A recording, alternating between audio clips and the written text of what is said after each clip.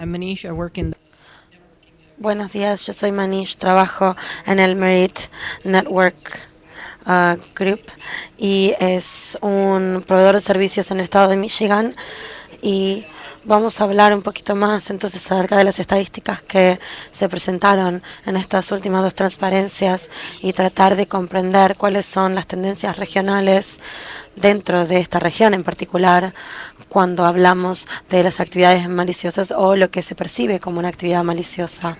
Entonces, el trasfondo básicamente tiene que ver con la asignación de bloques de IPv4, en especial porque esa es la base, ¿no?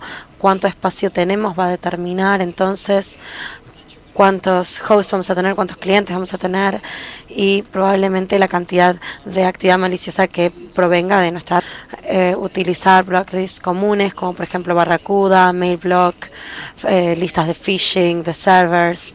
Y acá entonces tenemos un anuncio para cada país, los prefijos de BGP y tratamos de ver lo que son las distribuciones en los diferentes países con sus diferentes prefijos, etcétera. Y después también vemos si surgen tendencias generales y destacamos ciertos puntos en particular. Entonces esto realmente tiene que ver con lo difícil que es identificar las tendencias o las causas, ¿no? Es como si alguien me diera una presentación y me dicen, bueno, vos ves esto por esto, pero la verdad es que no entendemos cuáles son las raíces o las causas de los problemas, entonces básicamente tratamos de presentar una tendencia en base a lo que vemos en los datos.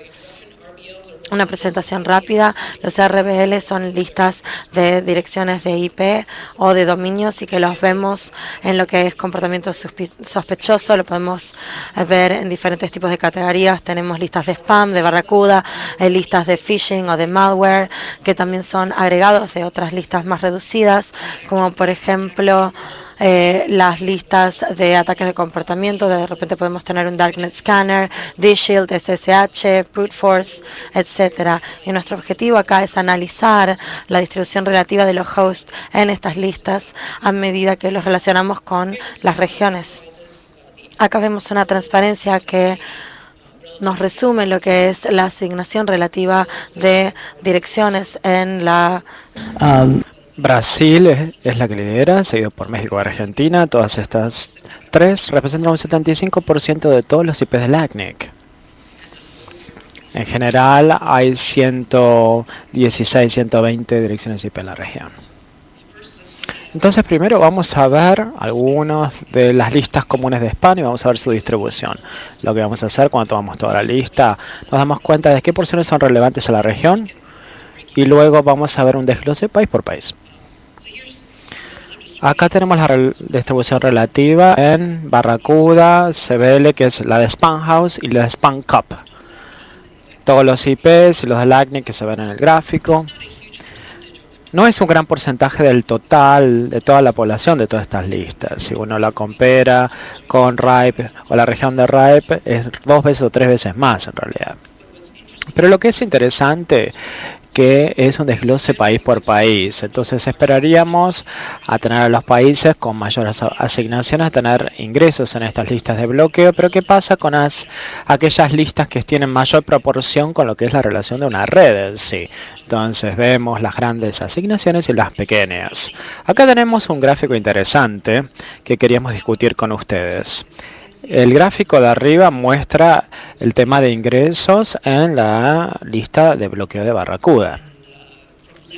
Y de izquierda a derecha están organizando por una asignación descendente en el tamaño. La parte verde ve la asignación que se mantiene por el país también. Como uno puede llegar a esperar, las tendencias son paralelos cuando más grande es el país y cuando más grande es la asignación, más grande es el número de ingresos. Cuando lo escalamos, que es el gráfico de abajo, básicamente agarramos una fracción de la red que estaba en la lista. Y luego surge un panorama totalmente diferente que empezamos a ver, es que cuanto más chico es la asignación en el país, van a tener una mayor porción de la red que aparece en dichas listas. a la escala que tenemos en el margen izquierdo, en realidad es una fracción relativa en términos de porcentuales. Cuando vemos un 0,4 es 40%. Es una estadística interesante. Entonces hay una gran cantidad acá de países que tienen más de un 20, un 25% o un 30% de todo el espacio asignado de este país a una lista de bloqueo. Lo mismo sucede o se aplica cuando cambiamos las listas de bloqueo, por ejemplo, y vamos a la lista de Spamhaus. Fíjense, las tendencias son iguales. Los CBLs en realidad es un poco la metodología de la lista, en realidad es un poquito diferente, entonces va a haber una fracción menor de las redes también. A ver, ¿cuáles son las tendencias interesantes que se identifican? Bueno, las que obviamente aparecen es que el 45% de la República Dominicana está bloqueada, el 35% en Uruguay y 25% de Brasil. 25% de Brasil son 11 millones de IPs. Entonces vamos a ver por otro lado la otra tendencia interesante que se identifica. Fíjense, en el segundo lugar tenemos a México, que tiene una asignación muy grande, pero que tiene un porcentaje muy bajo, que es de listas de bloqueo, ¿no? O de ingresos en listas de bloqueo. Entonces tenemos variaciones regiones con respecto a políticas, conectividades, topologías. Pero si hay alguien acá que tenga alguna introspección acerca de cuál es la causa raíz, con suerte lo puede discutir con nosotros. Repetimos el mismo análisis y acá vimos malware y listas de phishing, especialmente Serval, HP Host, PhishTank, y concentrándonos en la región del LACNIC y por país, obviamente. Es interesante, la región del LACNIC vimos que hay una fracción muy menor de todo el total de cantidad de estas listas que están hosteando malware o phishing, menos de un 1% de Serval. Esto es un gran contraste con otras regiones. Por ejemplo, en RIPE vemos un 30% del total de ingresos que están en la región de RIPE. Lo mismo se aplica con todos estos. Son porciones menores del mundo. Cuando hablamos a escala global, lo que implica en realidad es que vemos que la actividad relativa de malware y de phishing en la región del LACNIC es menor que en las otras regiones. En términos comparativos, obviamente, lo que vamos a hacer entonces básicamente es prestarle atención a esa parte de esas que se aplican a esta región y ver bien dentro de la región a ver si realmente hay una tendencia que se traza. Lo vemos, es un desglose de las fracciones de Argentina, de Brasil, Colombia para la lista de Serval. Y lo interesante es que Argentina tiene un porcentaje más alto de phishing y de malware en estos dominios. 40% de todos los dominios de región del LACNIC que están listados le pertenecen o le corresponden a la caja de salida de Argentina. Panamá y Brasil representan un 30% y un 20% de Serval respectivamente. Esto es interesante porque estos países por sí mismos no tienen una fracción grande del espacio de IPs. Son fracciones grandes en realidad, en términos comparativos, cuando uno analiza obviamente el contraste. En Brasil tenemos más de un 80% de ingresos en PhishTank y en HP Host. El próximo desglose es por actividad maliciosa, por país. Por ejemplo, por Dark Scanning, SUS, DShield y Bruce Force. Botnets, fíjense, hay una distribución que registra todos los centros de comando y control. Y en la región del LACNIC hubo una única IP que estaba listado como centro de control y comando. Hay como más o menos 500 o 1500 IPs ahí. Lo que son las tendencias interesantes, vemos una fracción menor, menos de un 65% de la región del LACNIC. Vemos que está en Brasil, un 17% viene de Argentina.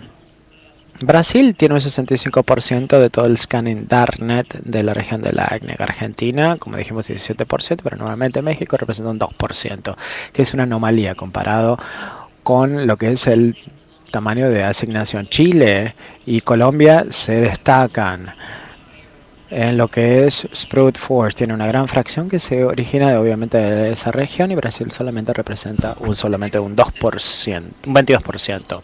Próximo análisis es en más detalle. Agarramos todos los ASNs y hacemos el mismo análisis.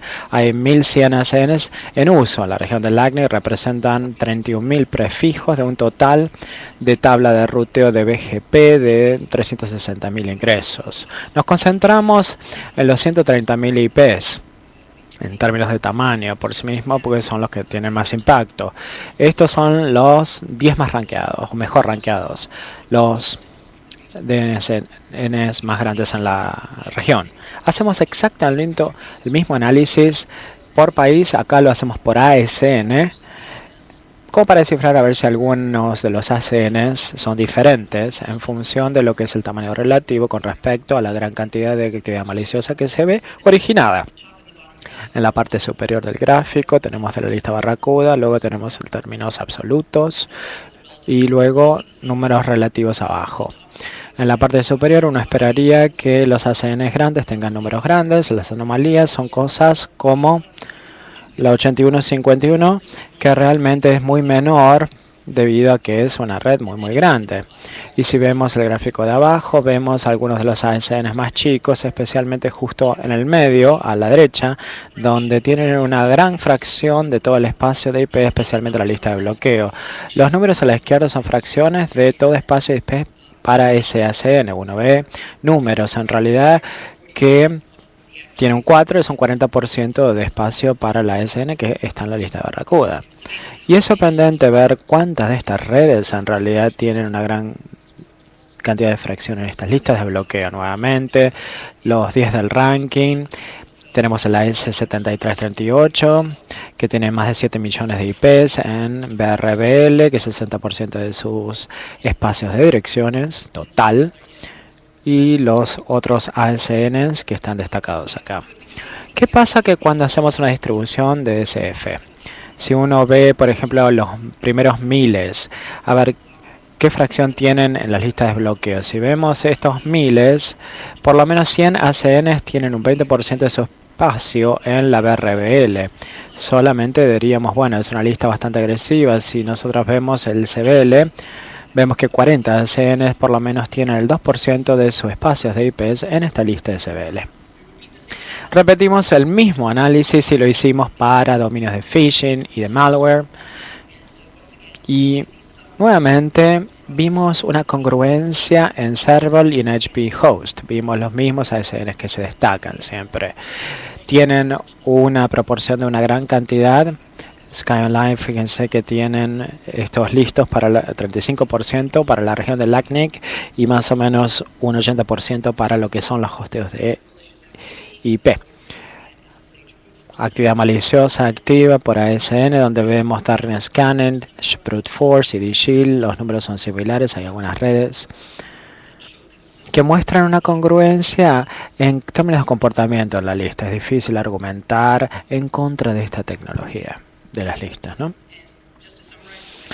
Y para resumir, porque nos estamos quedando sin tiempo, repetimos el mismo análisis en el prefijo de BGP también. Y nuevamente pudimos destacar las tendencias. Estas transparencias están disponibles online y podemos analizar los gráficos por nosotros mismos. En realidad no es sorprendente ver que los grandes prefijos muestran grandes IPs que están cargados de actividad maliciosa en realidad. ¿Qué estamos haciendo entonces con este proyecto? Nos retrotraemos y decimos, a ver, ¿cuál es el propósito? El propósito será brindarle un feedback e introspección a las actividades que pasan a la red, a ver si son visibles para el resto del mundo. Aún si no creemos que uno no debería estar listado o que fue incorrectamente listado y que alguien lo listó, es importante que estén conscientes que esta información debe estar visible para el resto del mundo. Y notamos que todas las redes no están tratadas por igual. No es algo del tamaño de la red.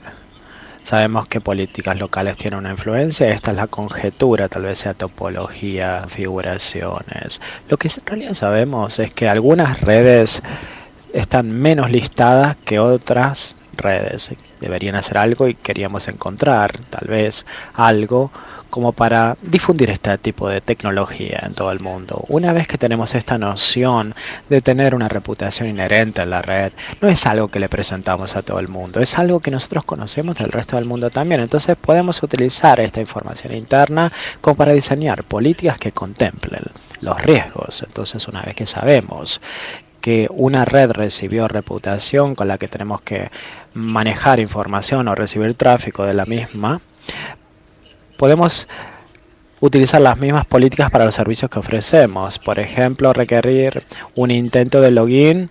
Por ejemplo, para una red de mala reputación se le piden 2 pasos de autenticación. Con otra, un solo paso. Podemos hacer una selección de path de BGP, especialmente para las que tienen mala reputación. Entonces, la meta es utilizar los datos como punto de partida como para desarrollar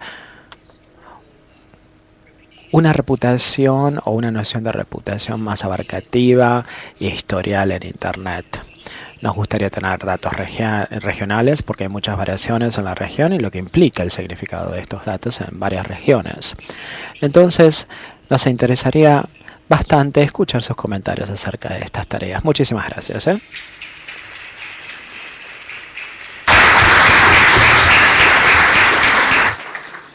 Muchísimas gracias a los presentadores por haber compactado todas las presentaciones en la mitad de tiempo que tenían.